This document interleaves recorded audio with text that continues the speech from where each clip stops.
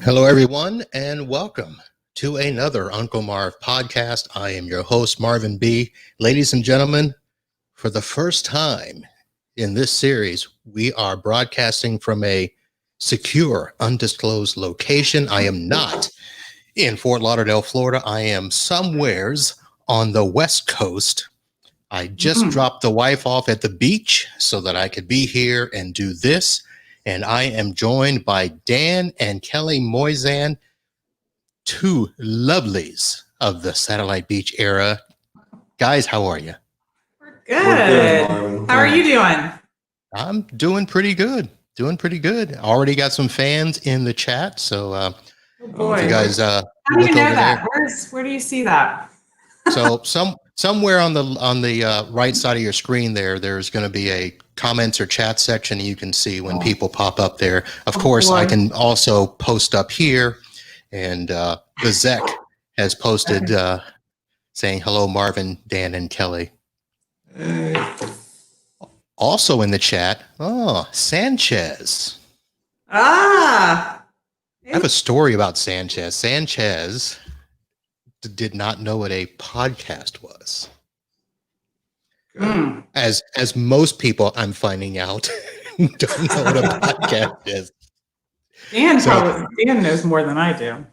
Well, Dan's a freaking YouTube star. No. I can't do any of this. I can't do podcasts. I can't do the Zoom. I can't do anything. You're doing fine. Let's get to Dan later. Kelly, tell me about you. How you been? What's been happening? I've been good. I knew you were going to start with me. I said, don't start with me. I'm good. I just hanging out like everyone else with the pandemic and, trying to stay safe and. Yeah. So I know Dan, makes the big bucks and you probably don't have to work, but do you? I do not work anymore. I used to work up until I had children. And I worked in North Carolina before we got married and our first years of our marriage. And I worked in the banking industry. And we moved down to Florida after 5 years or so of being married. And then I went into the hospital world and worked in the hospital. So human resources in both of those places. So. All right. Where were you guys in Carolina? Do what? Where were you guys in Carolina? We lived in Greenville, North Carolina, which is on the eastern part of North Carolina. Not to be with Greenville, South Carolina. I did a camp in Greenville, South Carolina. I've driven through Greenville, North Carolina, lived in the town of Wake Forest. Oh, yeah. Yeah. Well, I went to North Carolina State. So I lived in Raleigh for a number of years. And then when I graduated, I moved over to Greenville. And then when we got married, Dan lived in Greenville too. So we started our marriage there in Greenville. All right. Did you attend any of the football games and slide down the hill? In NC State? Yeah. I attended almost all the football games. I'm a huge football fan. And all the basketball games. We're big sports fans, big college sports fans. So I did. I attended a lot of those games. Well, you were a stately lady, which was part of the group that would entertain recruits on campus. So she had to actually get dressed up nice for all the games. Well, when I went to NC State, when you went to football games, the students boys wore coat and ties, and the girls wore dresses and heels. That's how we went to every football game. It's different than what they do at Florida, in Florida State. It was very, you dressed. That's just how it was. It's probably why it was a basketball school, not a football school. Yeah. I did not know that. I didn't go. Let's see. I was in my graduate program, so I went not as a undergrad. So I only went to one. When you lived at Wake Forest, you were attending grad school? Yes. Oh, where? So you're gonna have to go back and listen to a couple of episodes. Oh, sorry. It was not actually technically grad school. It was Southeastern Baptist Theological Seminary. Oh, Okay. Very nice. So there's a whole story there. It's going to get its own podcast, and it will be mind-boggling. Nice. Now, Yep. We loved Raleigh, and we loved Greenville, and we ended up coming back home. Yay. That was all before kids. That was our life before children. And life after children so bad? No. Not bad at all. It's so quiet and peaceful and orderly around here. That's life after the children have left. That's true. Life with the children was hectic, crazy. Yeah. This part of life is much calmer. All right. So Dan, did the kids follow in your footsteps? You were in the golf club in high school, right? Sure. Yeah. Did they do any golfing or any sports like that? No, they don't do anything that I'm interested in. Other than Megan likes to travel a lot. Josh likes music, which I like to listen to. I can't play any of it. But other than that, no, they did not pick. They'll play every now and then just to humor me and their grandfather. But no, they don't play golf. They're not interested in doing what I do for a living. None of that. They're making their own way in the world, and it's all good. Well, not so bad. I mean, as long as they're happy, right? Yeah, and they both seem to be, for sure. Yeah. Okay. Far away. Definitely. All right. So we're glad they don't still live here, but we do miss them. Now, you haven't downsized yet, though, have you? No. Because we are such a flippant stereotype. We did the empty nest remodel routine where instead of moving somewhere, we just redid everything in here. It was for you. We're very happy with how the house came out, but no, we did not get to downsize. We couldn't. All right. It was. It's just a great spot. I'm a mile and a half from the office. We're tucked back on a cul-de-sac. It's really quiet, very private. We see the neighbors when we want to, kind of thing. So yep. Yeah, we just couldn't find anything that really suited us, so we redid this place. Well, you could have gotten those zombie flippers that are on that HGTV or A&E or whatever, and have them redo a house for you. Yeah, it doesn't happen in a 1 hour period of time. Nothing about a remodel is what happens on HGTV. No, it's total fantasy land. No. So it sounds like you did a pretty extensive remodel. Is that what because it's, usually if you just take over a kid's bedroom, it's no big deal, but. Yeah. It was pretty big. We had to move out. Oh. We had to leave. Yeah. It was a big remodel. We're still a work in progress. All right. Is that part of it I see behind you? Dan's traumatized by the whole thing. Yeah. Writing checks. He's done. He doesn't the house, and he's done. So. All right. Well, it looks pretty good behind you there. It looks like a nice big island. Yeah. It's nice. Kitchen's nice. Yeah, definitely not. No, actually, you're pretty good.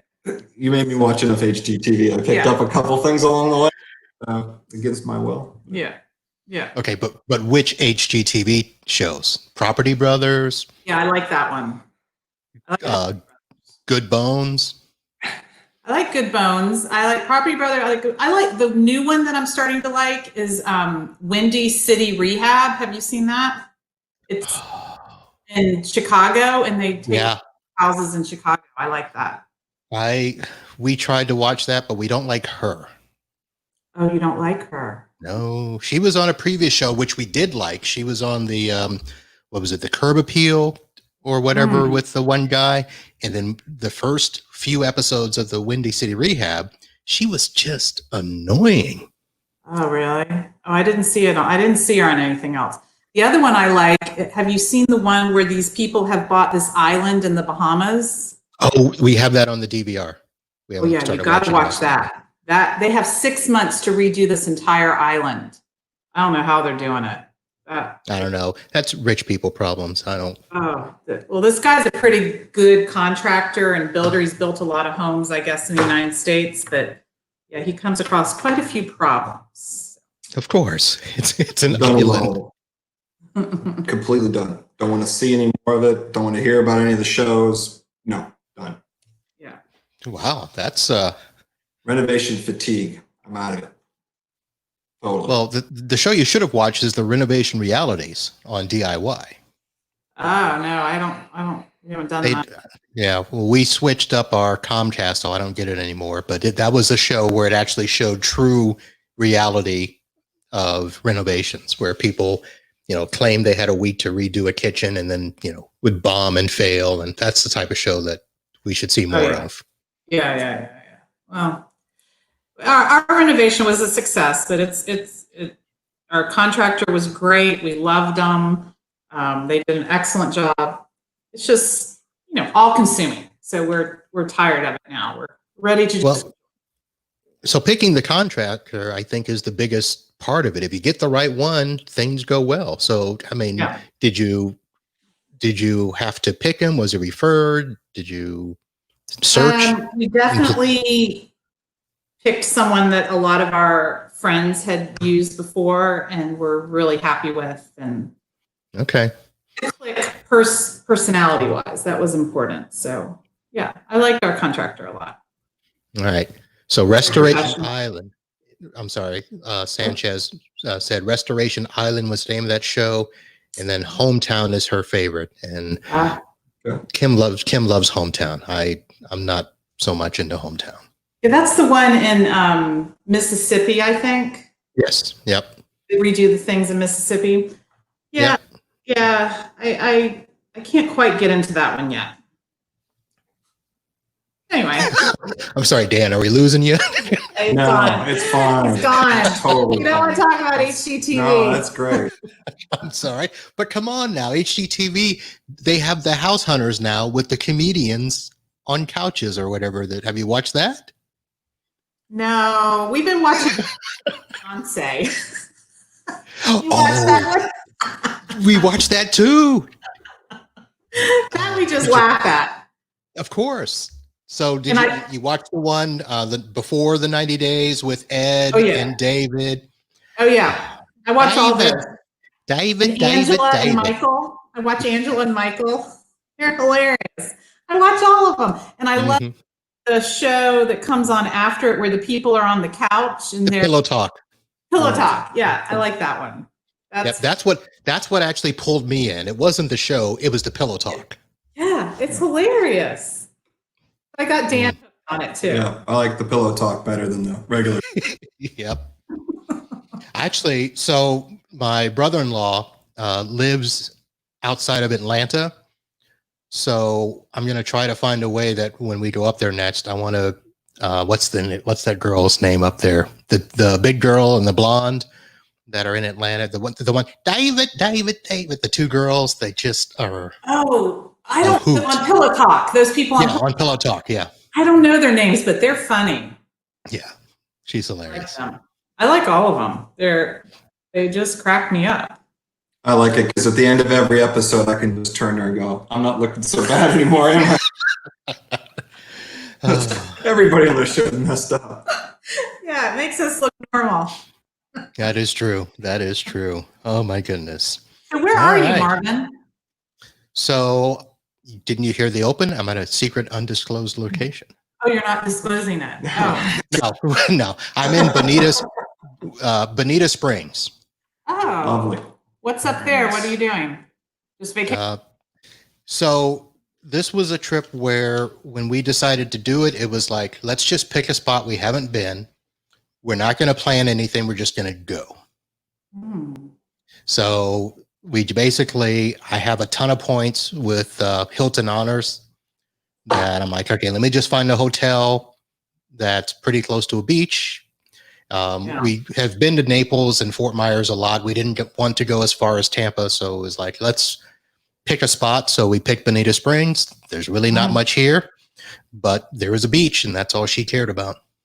That's nice. Very good. Yeah. It's nice to get away after being locked up for all these months. Yeah.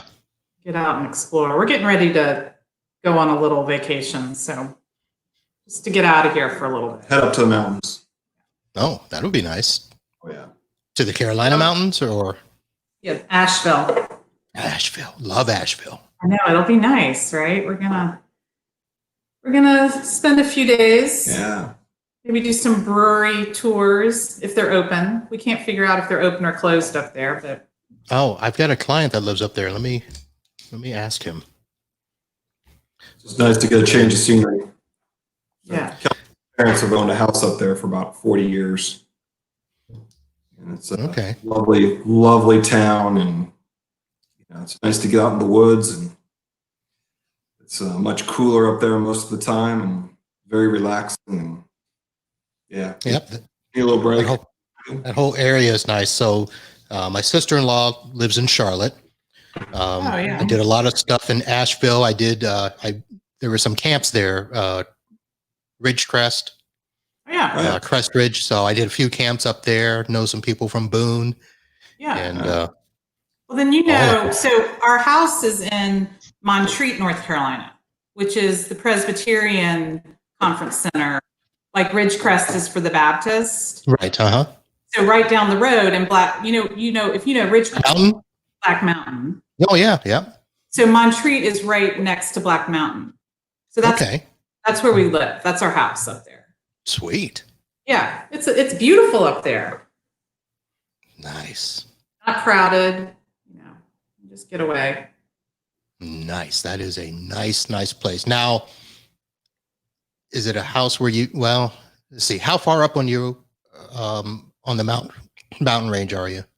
Well, Montreat is kind of in the valley. The valley? Okay. The mountains. So we're not up on, but there are some houses in Montreat that are up on the mountain, but we're down more in the valley.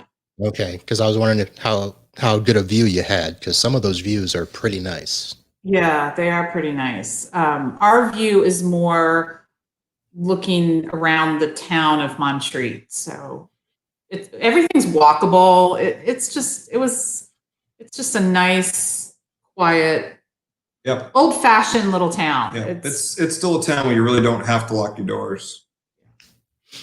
You shouldn't say that on a podcast.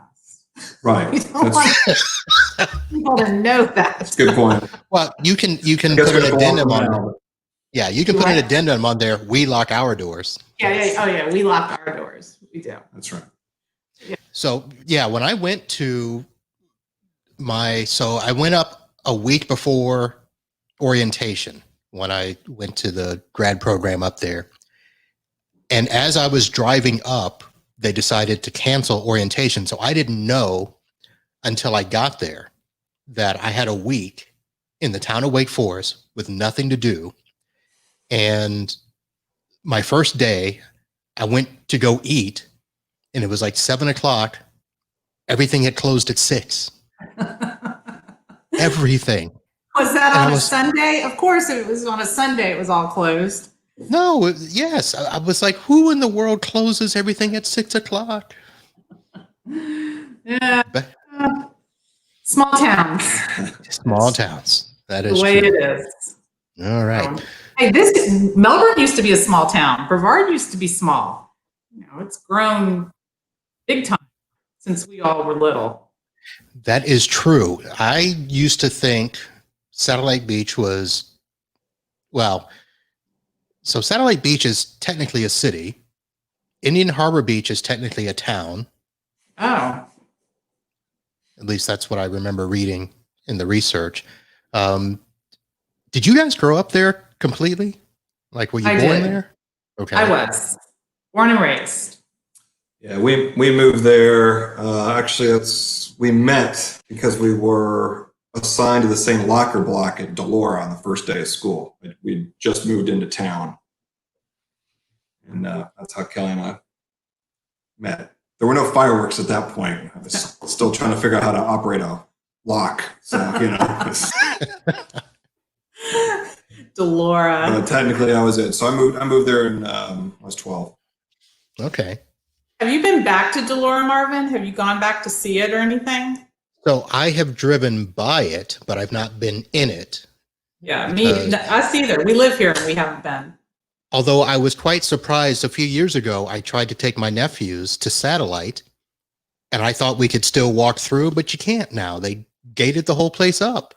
Oh, really? Yeah, that was a big deal because when Kim came down and I toured her through back, it was around 2000 or so, the school was still open, and I walked her through and she was like, "Your lockers are on the outside?" Mm-hmm. Yeah, right. And I was like, "What do you mean the outside?" Because I thought that was just normal. It's inside, on the courtyard. Yeah, it's a different setup for sure. Kind of a lifestyle school setup. Yeah, I do want to get back. I want to get inside and see both the places. I need to see. My sister tried to tell me that, and I didn't believe her. So apparently my name was on they had a little board of, I don't know if they were official or unofficial, but weightlifting records. All right. Oh, wow.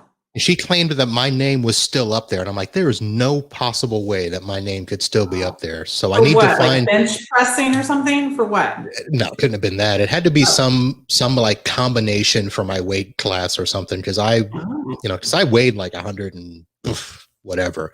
But I benched. What was your best sport that you played? What was your my best sport? Yeah.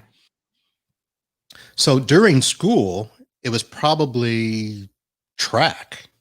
Oh, okay. But if I were to say my best sport overall was probably basketball, but I didn't really get good until I left. It was weird. I got really good in college and grad school where I probably, should have played the teams that Palm Beach Atlantic were asking me to try out and stuff. And I just never did. Wow.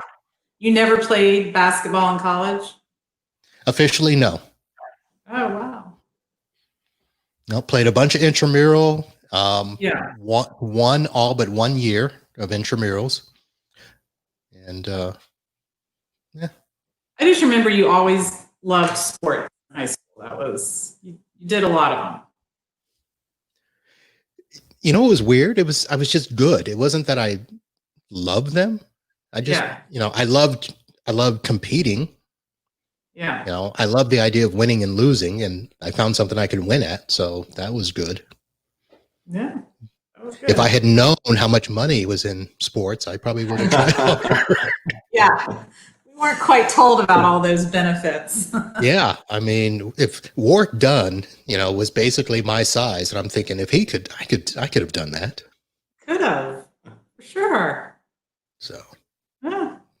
We had a couple at Satellite that went on and did college sports. I mean, a couple here and there, sporadically through the years. Yeah. Didn't we have a golfer that was on tour, Dan, out of your crew? Not me. Steve LaMontagne was a couple of years older than us. I think he was a class 83. He was on for a while. He's actually the club pro here at Suntree now. Oh, really? Yeah, came full circle. Wow, I did not know that. So he was ahead of us. I thought he was with us. Yeah, he was 2 years ahead.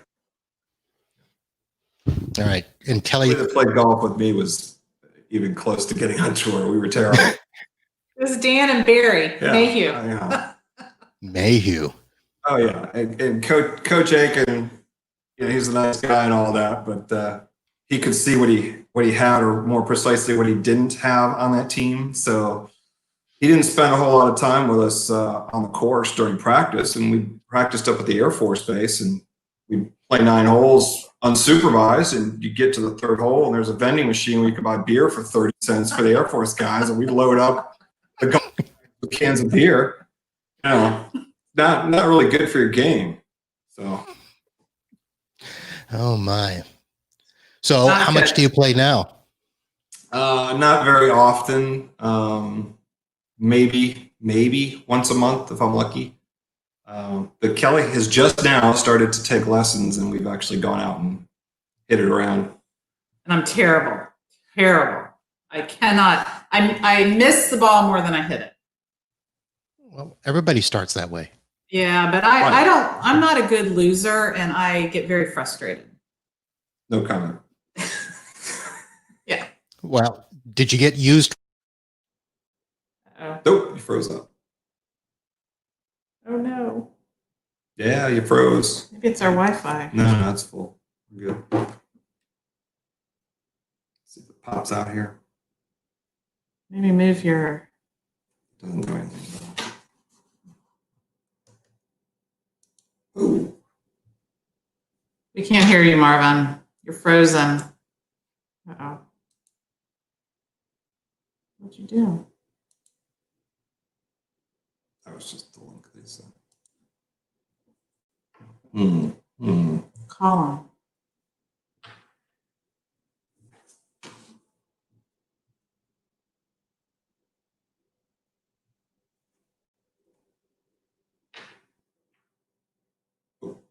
We're back? No, okay. He just left. Oh. Is it ours? It says we're still live though. Hello, America. I don't think we're live. You want to make out? No. Okay. How do you know if people are watching? I have no idea. We're not on video now, are we? It still says live up in the corner. Oh boy. Marvin, where'd you go? People don't want to sit here and look at us in our kitchen. There he is. Yes, sir.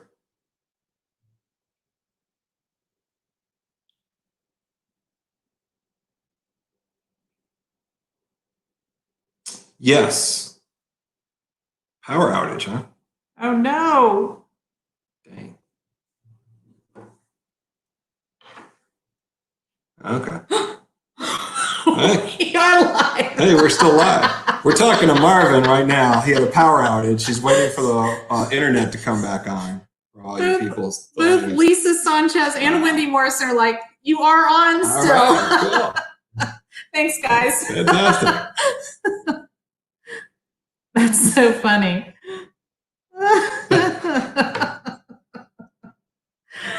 We don't know what to talk about. What do you want to do for lunch? Oh no.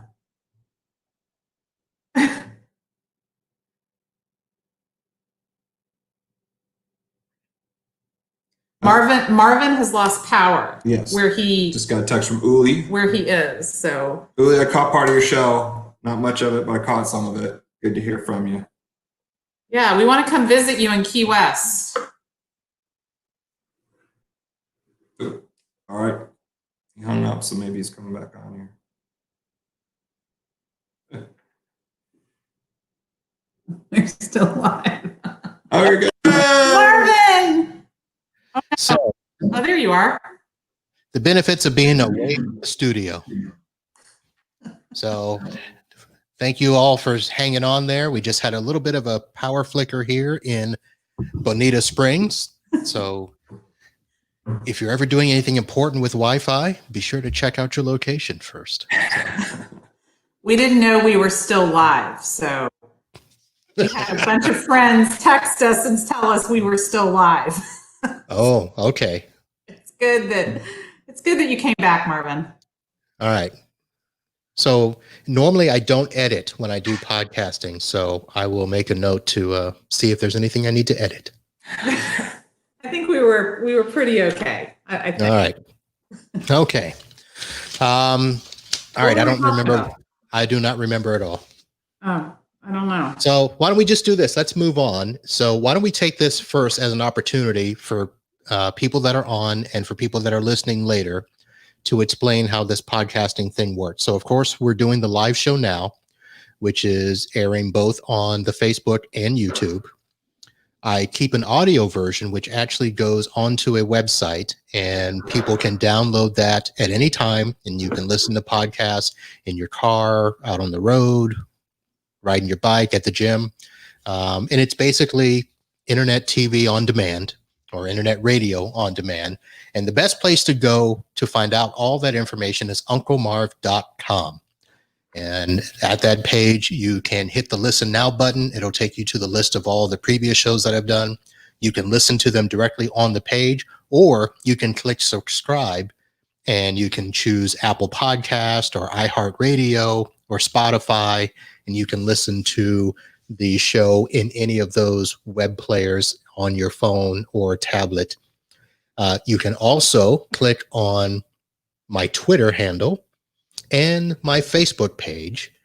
And if you want to be notified anytime that the show is live, whether you're on YouTube or in the Facebook, just simply like or subscribe to those pages, and you'll see when we have upcoming shows. I will pre-post those.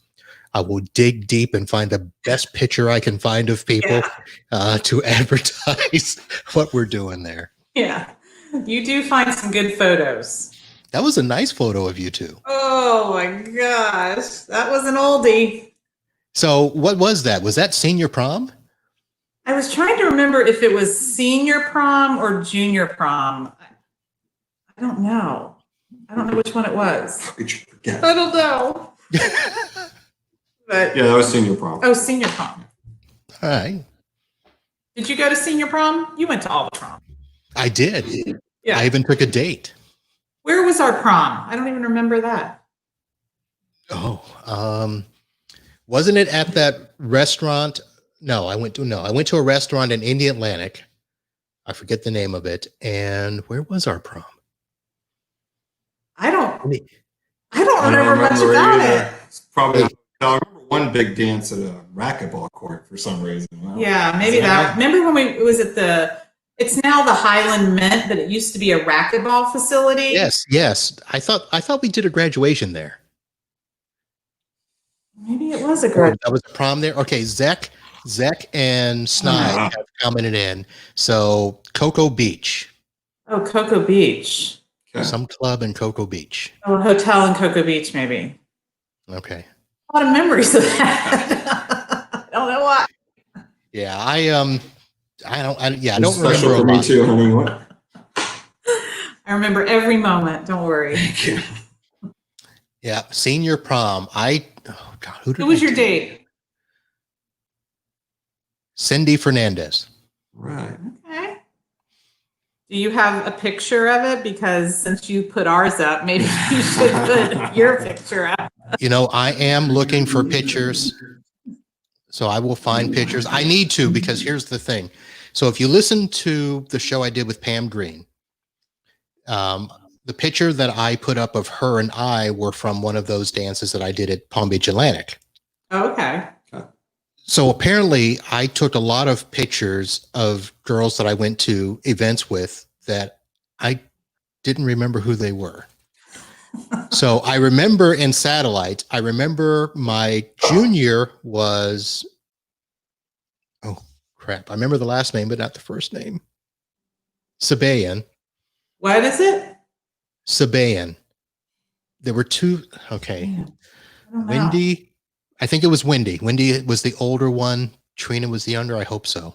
If I get the names wrong, I'm sorry. Wendy Oh, Sabayan. Trina. Yeah. Trina was the younger one, I think. Okay, so I went with Wendy, the older one. Okay. Nice. And then senior year was Cindy. And I remember it took me like a week to wear her down to where she would say yes to go with me. Such a hard thing, I think, for the boys to ask the girls to the dance. It was intimidating and stressful, and because we have a son now, so I always was so nervous about him having to ask, the girls to the dances. It was a lot of pressure at that age. Yeah, and I was useless because we've been together for so long. I haven't asked anybody out in Yeah. Long. Well, now. Sorry, son, I don't know how to tell you what to do. So actually, we were in high school. You just asked someone. You walked up to the locker and asked them, right? And now it's this big to do. You have to put on a production. Like our son's age, you have to have a little skit or a little, I don't even know. A proposal. Yeah, like a wedding proposal almost to ask them to homecoming or to prom, or it's a big to do. And we always told Joshua, keep it simple, take her some flowers, whatever, just something simple. We never got into this big asking production. When did dating become such a weird thing? Because first of all, I didn't date. I have gone back and realized now that I didn't do a very good job of dating. I never dated anybody until it was time to go to a dance. You didn't have time. That's true. We went to school. Everyone played sports. Most people had jobs. I mean, there wasn't time. Yeah. And it was high maintenance. You had a girlfriend or boyfriend. A lot of work. Not for me. Yep. You were the whole time. Yeah. So okay. So Rachel McGuire Colon says Brassies ? Was that a club? I don't remember that. Was that the club in Cocoa Beach? Behind the glass bank. Remember the glass bank? But that wasn't, not for our class, not for 85. It wasn't there. Yeah. I think it was at a hotel in Cocoa Beach. I do, maybe like the Holiday Inn. I don't remember, but I do remember my date's name. Do you remember what? Yeah. The name of my date. That I remember. I don't know what, but I got that down. And if I I'll probably be in a home at that point. That would be bad. All right. You're just trying to rub that in on me, aren't you? It's got it easy. It's got it easy. And then Sanchez writes, graduation was at the High Line. Yeah. That's what happened. Right. That's right. We walked across and then we went and picked up the actual paper diploma from the betting booth. Yeah. Right. So is that the one where we gave pennies to the principal, or we brought Super Balls? We did something. Yeah, that's right. I can't remember. God, don't tell those kind of things. Can we still get in trouble for that? All these years later? Probably. Listen, I'm not afraid of Ed Lowe anymore. Were you part of that group in high school when we all met at the school and we toilet paper rolled the entire school? I mean, I wasn't part of it. I just know about it. I have no idea what you're talking about. Okay. I just heard about it. We heard about it. Well, Wendy says that she remembers the Super Bowl, so it happened. Yeah. It happened. Yes. All right. When we were back here, I started playing poker every now and then with Craig Longmuir and Dean Aaron from Delora. I just remember thinking, I can't believe how scared I was of Dean Aaron when I was in junior high, and how unscary he is now sitting across this table from me drinking whiskey and playing poker. And taking your money. Yeah, well, just a few bucks. Nothing big. Just for fun. Wow. So Dean Aaron was at Delora? Yeah. Is he a Delora or Satellite? No, I thought it was Delora. I don't know. Delora, I mean, it does not look much different than it did back in the 80s. It still looks like a juvenile detention center, True, yeah. Whatsoever. It was nice time being a Scotty, right? Yeah. I know somebody started a Facebook group that remembers, Satellite Beach, Indian Harbor Beach, Indian Atlantic, Melbourne Beach, all of that. I should probably get in touch with that person and see if they'll go back and do like a video tour of us, for posterity or something. For the schools. Well, we don't need Hoover. The satellite area. Yeah. Yeah, let's start with the best. Let's start with the best city, Satellite Beach. Holland, Delora, and Satellite. Although you guys didn't go to Holland.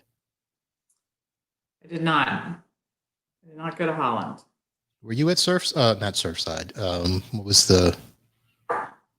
What was the school? Oh, yeah, Surfside. The Sea Park was the other one. You guys went to Surfside?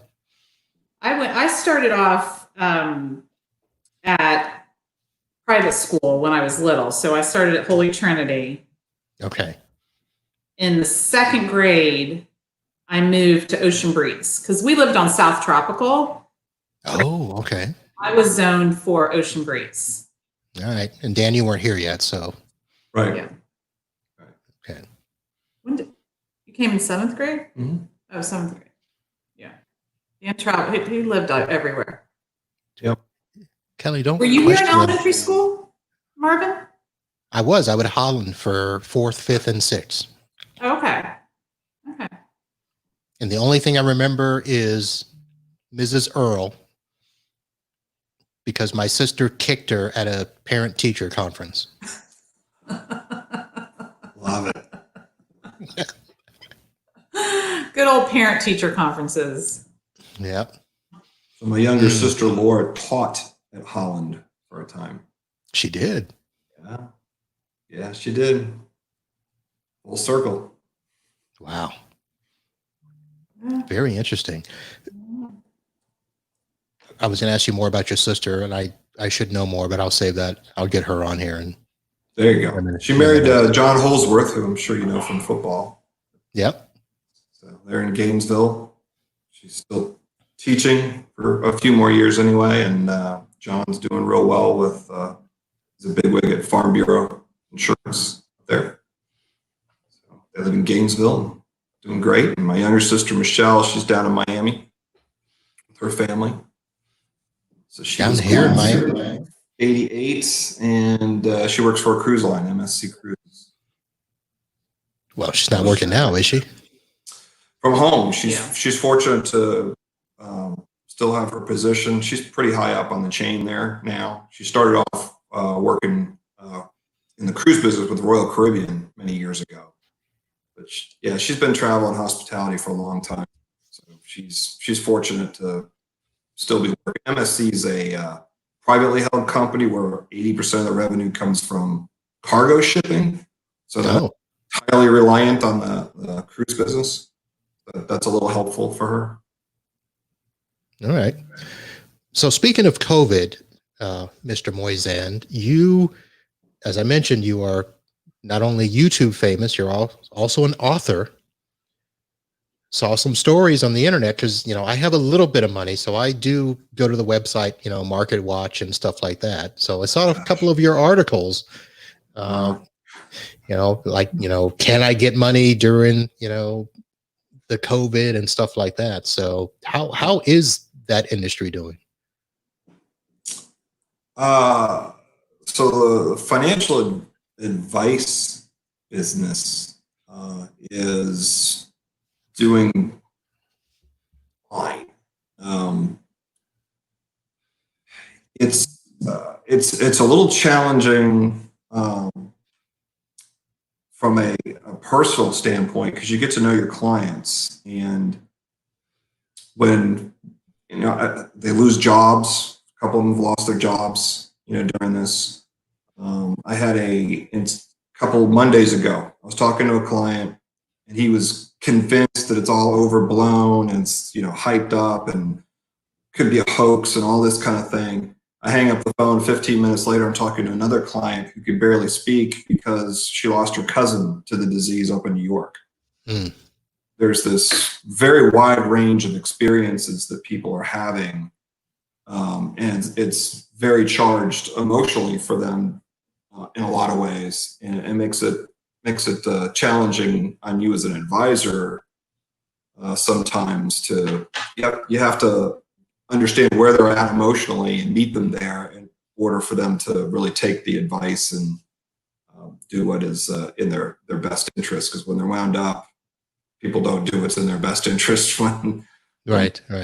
high. So that's probably the most challenging part of it. As far as what to do with the money and things like that, that's really the easy part for us. We kind of know what to do and that type of thing, but it's the interpersonal thing that's the most challenging. And that's where the biggest reward comes from too. You have really great relationships with your clients, and you see them go through life and have successes in various ways, and you get to sharing that with them. And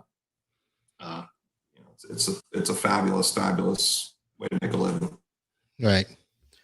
So in 2015, you wrote an article that said "Time for Financial Planning," where you were talking about the fact that, timing is essential, and you've just got to start. And one of the things you said was that there is a price for being too conservative when it comes to financial planning. So in a time like now,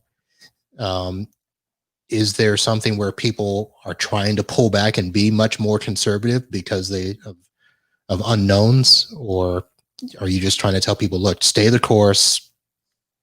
Things are going to happen. It really depends on their stage in life and what their particular goals and objectives are. But when you lose your job, it's all hands on deck. You need to figure out your cash flow situation just changes dramatically as it's going to. When that paycheck stops coming in, you've got to make things run without it. It's a very traumatic change. But for a retiree, it's kind of hard to get fired from that gig. You've got some of them have pensions, all of them have Social Security, and then they're living off the investment assets.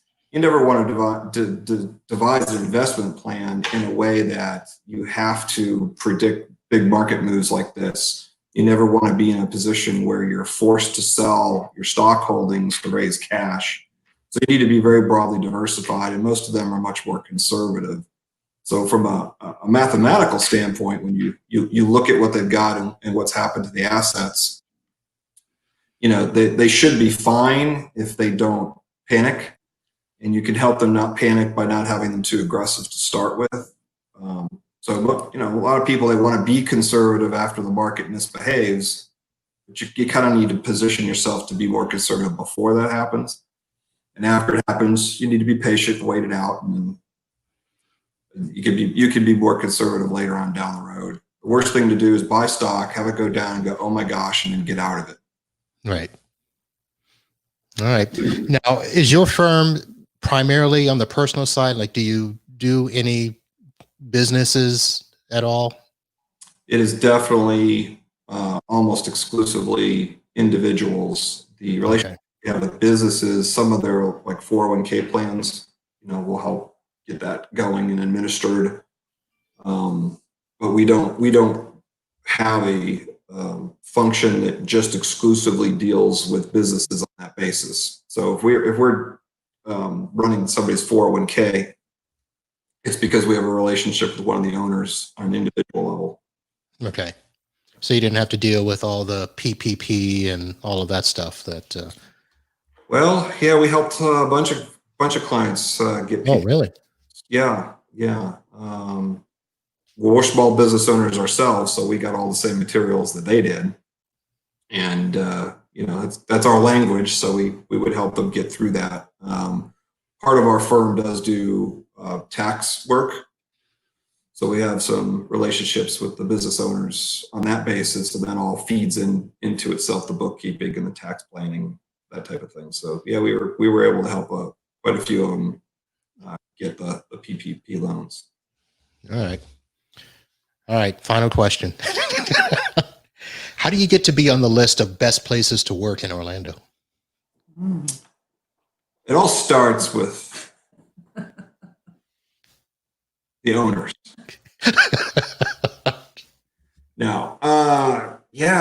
That's so that best place to work list. There's two parts to it. We would fill out information about benefits packages and perks and things that we do for employees.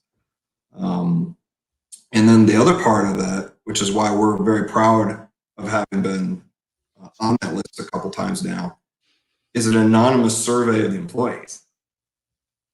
So they get to talk about the bosses and the work environment and how that goes. And so it's really gratifying that, things seem to be going well, right? Everybody seems to be happy. It's really presented with an anonymous chance to say otherwise, they say, yeah, this is a great place to work. But both, it's a lot of effort on tending to yourself and your staff and their well-being. And, we can't function very well and do our jobs as advisors without a lot of support, a lot of help. And, so you have a certain values and culture that you want to foster within your firm, and you go out and you look for that when you're adding employees, and you continue to tend to that culture on an ongoing basis, and it kind of feeds on itself. Nobody wants to go to work and have a miserable time or work with people they don't like or can't get along with. So if you hire people that are looking for a great environment and want to maintain a great environment, they really kind of self-police themselves, so to speak. And, it doesn't take any kind of special leadership skills from us. They're doing it for themselves, and we're all benefiting from it. All right.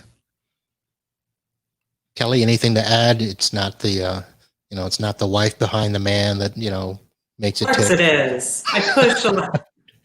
No, he's done a great job. They have a great firm, great staff, great employees. Yeah, I mean, we could laugh about it, but it's also true. I mean, if the only reason I was able to survive long enough to build up a clientele was because she was working. I mean, I did my early financing, 2 sources, Visa and MasterCard. I broke every rule, every piece of advice I'd give somebody starting a business. I did it stupidly, but it worked out after a while. Hard work and patience and diligence, and that's what does work, and it does pay off after a time. But you wouldn't be here if it wasn't for her. Well, I have to agree with you. I mean, when I started my business, I did it for 3 years before Kim moved down, and she didn't work when she first got down. So we struggled a bit. Being a tech back in the 90s wasn't easy. Yeah. Well, it's still not easy, but it wasn't until the 2000 big, huge tech bubble that people expected techs to make money. And I remember, I made enough to survive, but she worked, and that really made it easy to build up and get the clients that I got. So I can attest to that. So I don't know that I would have, I think between 2000 and 2005, if it wasn't for her, I probably would have rolled up my shop and gone to do a 9-to-5, working for somebody else. Oh, it's nice for you guys to credit your wives with help. We don't get enough credit. What? We work in the background a lot, Well, I'm doing it because if she ever listens or watches this show, she'll yell at me if I didn't say that. So. Exactly. I think she's watching me too. All right. So now that we've gotten through all this, is there anything that you guys have been dying to ask? That's one big thing that everybody has said about my podcast, is that it seems that I asked all the questions and don't reveal much myself, which I have been doing. But do you guys have a question that you want to ask? Or even if it's not to me, is there anybody you want to call out on the show and say hello and see what they're doing? And who do you want to see next? We don't want to call anyone out, but I don't know. What kind of questions do you want? What's in your future? What's next big for you? What's coming down the road? Anything? This is it. This is it. Who's your next person on your podcast? So I don't have one scheduled yet, although I've got a couple of people from my junior achievement ties, that Julio Pedi and Will Shea, who were students of mine when I was at the national conference. They were in my very last major group in the junior achievement national conference. And it was a weird group because we were set aside from the rest of the conference. The rest of the conference continued on the National Junior Achievement track, and we were the start of something they dubbed as the International Student Forum. So I had a group out of 50 kids, probably 30 of them spoke Spanish or some Latin or Haitian or something. I couldn't communicate with half my kids. So that was a very interesting group. So I've got them that we're working on. Let's see. My good friend, Becky Beal Brunette, is somewhere on that list. And I've got a few others that we've talked about. We haven't set anything down yet. But the next 2 weeks is probably going to be light. I've got a installation next weekend. The weekend after that is 4th of July. So I may squeeze in a Tuesday night show, but we're a few ways out. I think it's fun to catch up with everyone and see how folks are doing. And we like that you do them. They're fun to watch. Good, thank you. Watch, but everyone else has been fun to watch.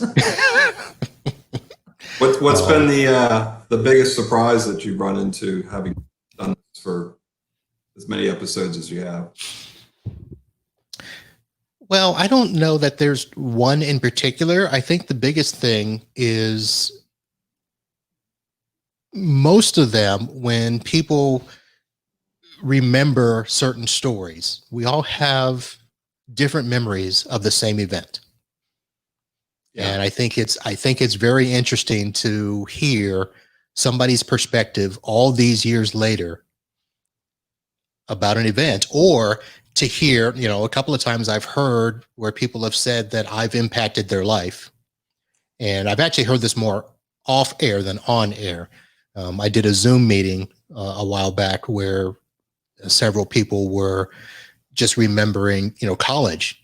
And one gentleman talked about the fact when I did my Black Man Talking segment, and I haven't talked to him in 30 years, but he reached out and said, Marvin, I have to thank you because of what you went through in Carolina. It changed the trajectory of my life. And I was like, what are you talking about? That was the worst years of my life.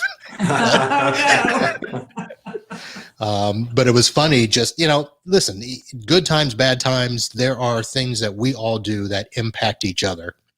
And it is, I think, one of the things that I'm finding really good about doing this now is to give people an opportunity to share with other people. Hey, here's what I thought about life back then, and here's what it means to me now. And the fact that I don't know that at the time we all thought we were intertwined as much as we were. Some people may have thought that if you were in a particular clique and you hung out with people all the time. But for me, I wasn't in one particular clique. And I didn't realize, there were times where I'm like, man, I wish I was, did more with this group. Yeah. I like the older version of all of us so much. I like seeing where we've all developed to, more so than how we all were in high school. High school was fun, but I like the adult version of so many of us better. Yeah, well, there was some childness in all of us. Yeah. Oh, yeah. Hey, is Lisa Sanchez and Wendy still on? We can't tell if they're on. I can tell there are a few people on. So Lisa just wrote something, so it looks like she's still on. Okay, so I want to know how things are going in New York. Because she lives up. I worry. She lives in the epicenter of all this COVID. And Wendy Morrison is in healthcare, so I want to know how she's doing with things in Orlando. But I don't know if either one of them are on. So. All right. So I can't bring them in, I don't think. But if they could just briefly, Wendy, Lisa, Sanchez, if you're still on, just give a quick note here in the chat, and we'll throw it up there. How are things up in New York? It's weird. The COVID is now down where I am. So I'm in Broward County. So Broward and Dade are just, I tell you what, coming to Bonita Springs here, when we walked into the hotel, we talked to, we brought all our masks and all our stuff, and there is no mask mandate here. I don't know how it is for you guys. But he's like, yeah, there's only, Costco is the only place that says you have to wear a mask inside. Whereas in Broward County, everywhere, mask mandatory. So it is a very different state of affairs down there as opposed to the rest of Florida.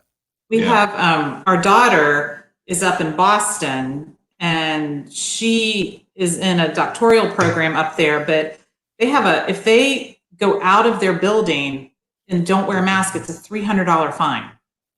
They have to wear a mask everywhere up there. Wow. So every place is so different. We don't have any rules here in Brevard, but some businesses require you when you go in to wear a mask. Right. So Sanchez is saying that she's okay up there entering phase 2, which phase 2 is different for each people, but it sounds like across the board, phase 2 is businesses can open, restaurants, gyms, barbershops, all of that stuff. And as long as you have, 50% seating or something with social distancing. Yeah. And we travel up to New York a number of times, and we constantly try and hook up with Lisa up there, and our schedule never allows it, but we've actually with her down here more than when we travel up there. But, that's right. Yeah. We've tried. Yep. Sanchez, we do have mask mandatory to enter any place public. All right. And Zek has said that Orange County is mandated. Oh, yeah, I think they just started that today, actually. Oh, really? I think so. I mean, we've had a big surge in this past week in our part of the state in cases. So I think Orange County went ahead and mandated the masks again. Yep. So Brevard, so my mom still lives there, and she's dealing with a resurgence of a cancer. So she is having to be restricted. Her doctor wouldn't let her travel until they get officially in phase 3 and stuff. So she's going through some stuff, but it's not been really bad there. I think there was only 8 deaths or something. We're barely in the teens now, but yeah, it's been very, very light here for the number of cases and number of fatalities. But it's going up. We've had a huge increase. Well, I don't know about Brevard, but overall in Florida. Well, the state is going up, but a lot of that has to do with testing and stuff.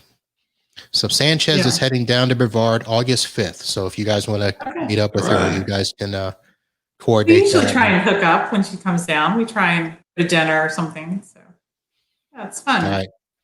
Zach, I don't know what you mean by 15. So 15 deaths, maybe. Okay. Oh, 15 deaths. Okay. Zach is probably like Googling as we talk. She would know. Karen's in healthcare, isn't she? Yes, she is. Yeah. So she would definitely be on the knowledgeable end of that. Yeah. That's true. Yeah. She, God, I should remember, but she's like she's not the manager, but she works in, I guess, the pharmacological center that works with the hospital and dispersing medications and all that. Oh. So. Yeah. Zach, sorry if I got it wrong, but this is not a real show, so I don't have a producer in my ear. Not fact checking everything you say. No. It's close enough. Yeah. All right. So Kelly, guess what? What? You made it a full hour. Oh, I can't believe it. I was so nervous. I didn't know what we were going to talk about. There's always stuff to talk about. I'm sure if we really wanted to talk about stuff, there's events that happened 35 years ago. Oh yeah. Well, it could have gone really bad or really good, depending on what events you bring up. No, it's all good. It's all good. You did a great job, Marvin. Well, thank you. Thank you guys for being on.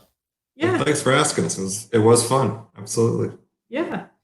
We will have to do this again because, as many as I'm doing, I'm probably not going to be able. Here's my goal. I really thought, can I do a goal of interviewing everybody I know? The short answer is no, because some people are just not going to, because I probably pissed off some people in life and they won't talk to me. So that's one thing. You did not piss anybody off. I can't imagine that. But go ahead. 2, I just don't know if I can make that much time. When I go back and look at, I look at the friends that I have on Facebook. That's a lot of people. I didn't realize that.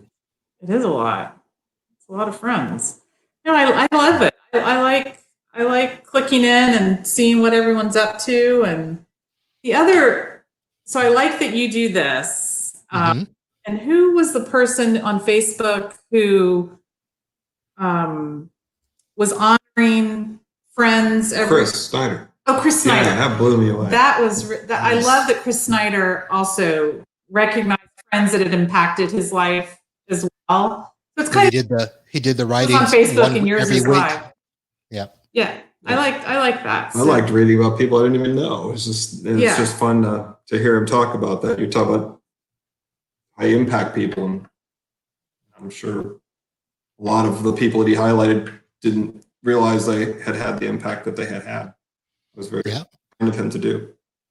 Well, to be honest, that was a partial inspiration for this. It was something that, I've always wanted to find a better way to stay in touch with people.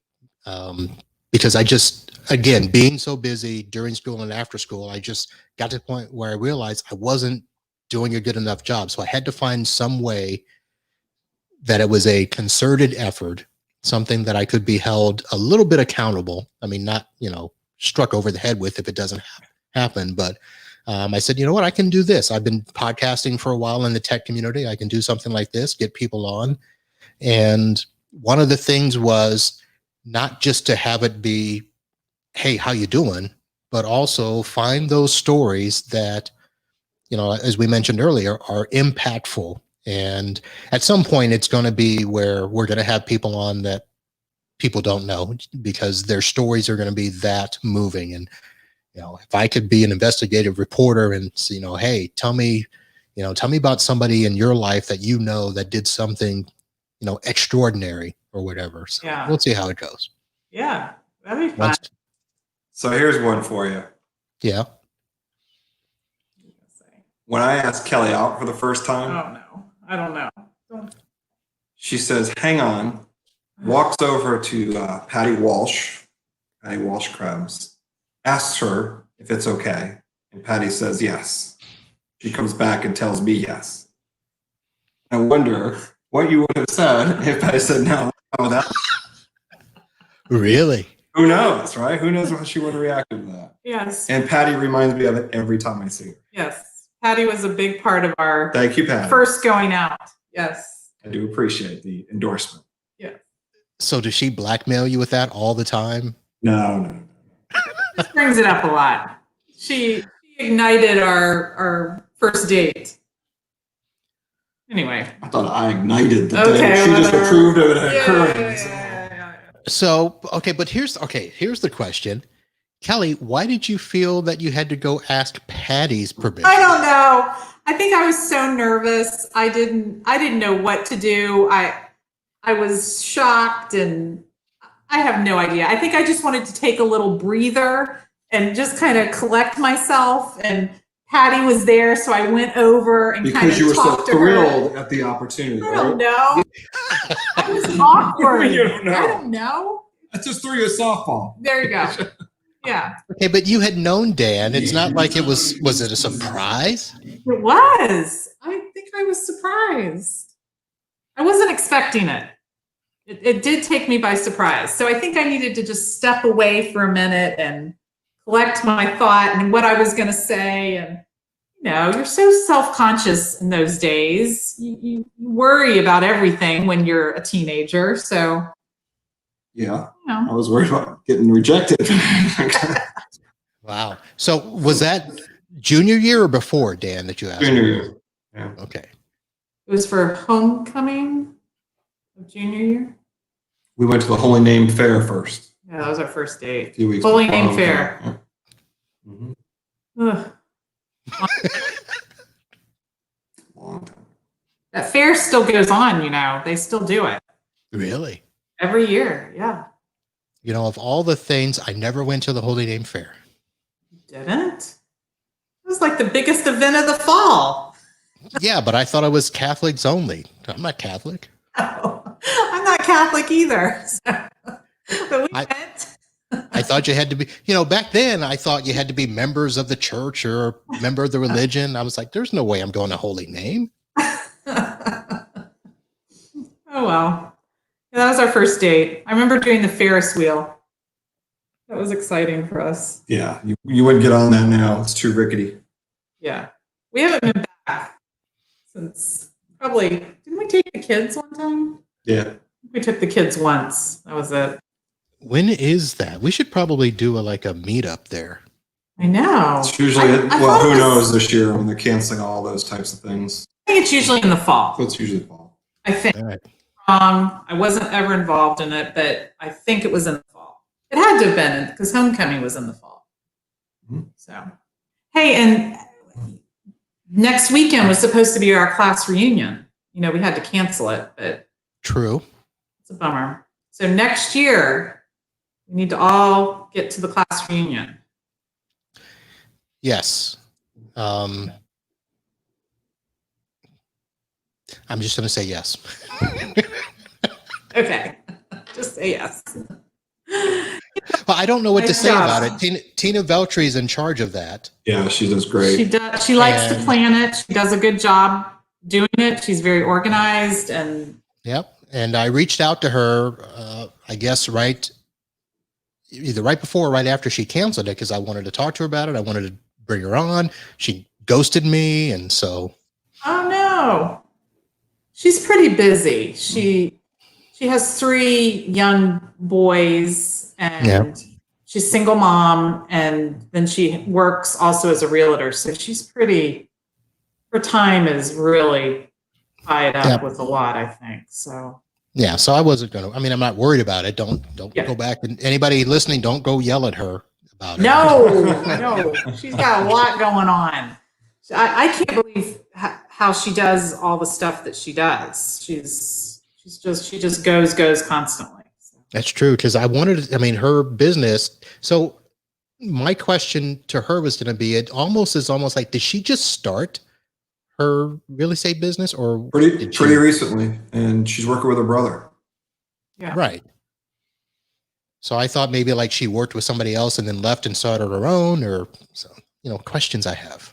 I think she dove in. I know, you have to get her on the show. She would be a good one.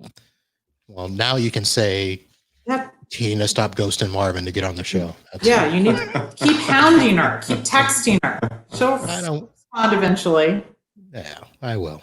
So, all right, folks. Well, so we've gone over an hour. The wife is at the beach. I think this is about the time she wanted me to come join her. Good. Because God knows I'm not going to be at the beach for 3-4 hours. You need to start your little getaway. Have a nice drink and enjoy and relax. I got to find out what's around here. So that was the whole thing. So speaking of, I will do this. Carol, where's my thing? Carol McKenna. What's her last name? I don't remember her real last name now. Yes, Hamilton. Apparently lives 15 minutes from here. All right. But her daughter was involved in some tournament for volleyball, and they're up at St. Pete Beach right now. Oh, yeah. Her daughter's a great beach volleyball player. I just assumed that. She didn't tell me. She's on a college scholarship for beach volleyball. Oh.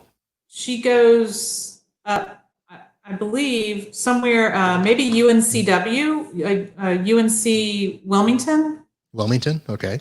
I'm pretty sure. You have to fact check me, but she does go up there and play beach volleyball. So, yeah, she's really good. All right. Well, she claims that if they finish early today, she'll reach out to me and we'll either meet up tonight or tomorrow before we leave. So. Oh, that'll be fun. Say hello. See if that happens. Tell her we said hi. Will do. Okay. All right. It's good seeing you, Marvin. Good seeing you guys. And thank you again for being on. And we will be in touch. And when I am back up to the beach area, we will reach out and I'll have everybody. We'll do something together. Yeah. Yeah, man. Yeah, definitely. Do a little get together. Great to see you. All right. Great to see you guys and everyone listening and watching. Thank you very much. And thank you for listening to this episode of the Uncle Marv podcast. We'll see you again soon. And until then, holla.